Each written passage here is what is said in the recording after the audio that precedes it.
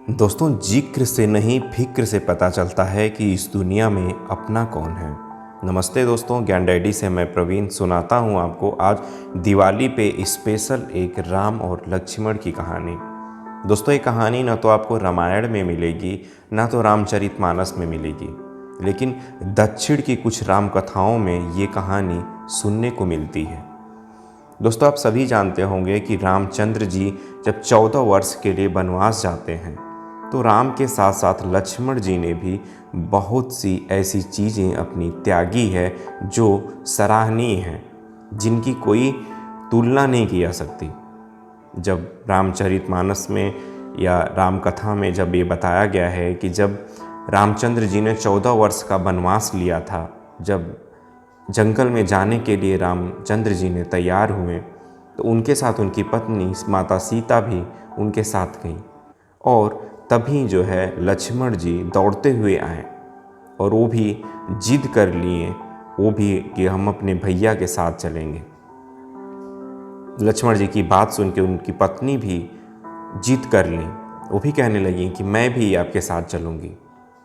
लेकिन लक्ष्मण जी ने उनको हाथ जोड़कर उनसे रिक्वेस्ट किया, उनसे विनती करी कि देवी आप मत जाइए, क्योंकि अगर आप जाएंगी तो मैं कभी भी अपने भैया राम और अपनी भाभी सीता की सेवा नहीं कर पाऊंगा।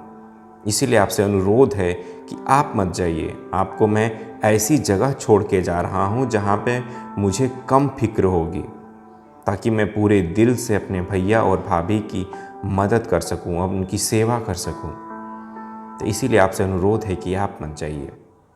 तो उनकी बात जो है ना चाहते हुए भी उनकी पत्नी जो उर्मिला थी वो मान लेती हैं। जब राम लक्ष्मण और माता सीता जब वन में चले जाते हैं, जब एक दिन बीतता है तो फिर रात का समय आता है। रामचंद्र जी और सीता जी जब सोए रहते हैं तो लक्ष्मण जी जो है रात में अपने भैया भाभी की रखवाली करते रहते हैं।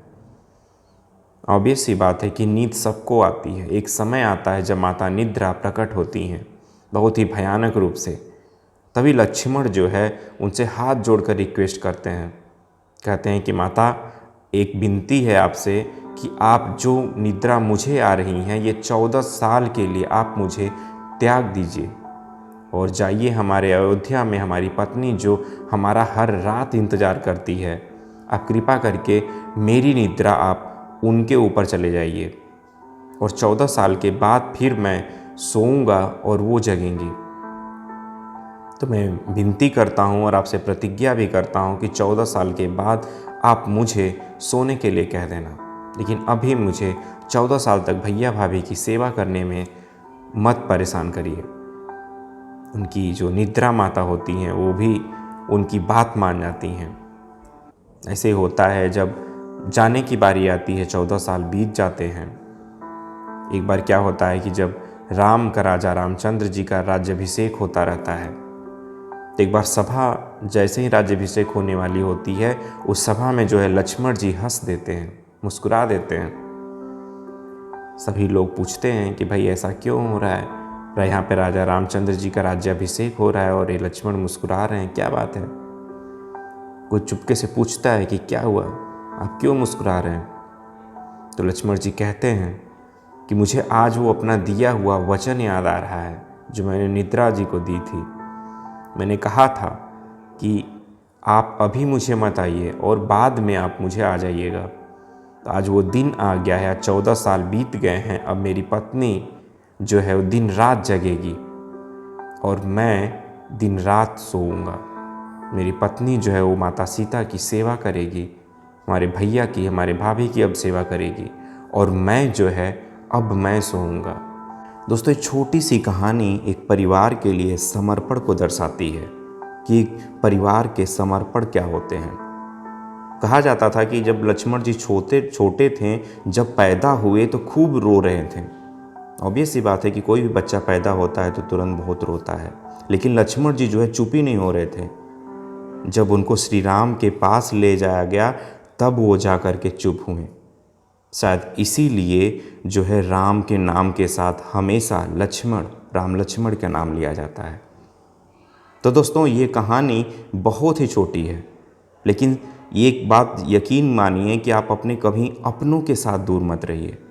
मैं इस पर्व पे आपको, इस दिवाली के महान पर्व पे मैं आपसे यही गुजारिश करना चाहता हूँ कि कभी भी आप अपने अपनों का साथ मत छोड़िए, क्योंकि भाग्य तो बहुत ही लोग बना सकते हैं, लेकिन परिवार बहुत कम ही लोग बना सकते हैं। इस परिवार के मतलब को बहुत कम लोग ही समझ सकते हैं।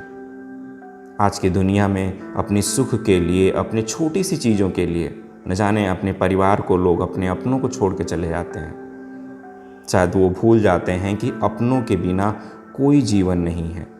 इसलिए आप सबसे गुजारिश है इस दिवाली के पावन पर्व पे कि कभी भी आप अपने अपनों से दूर मत होइए। अब अपने अपनों के बिना सारा चीज़, सारा त्यौहार, सब कुछ फीका है। तो आप सभी को दिवाली की हार्दिक शुभकामनाएं, और आप आशा करते हैं कि आपकी दिवाली बहुत ही अच्छी हो। माता लक्ष्मी आप सबके घर में वास करें और आप सबको एक अच्छा इंसान बनाएं। जय हिंद।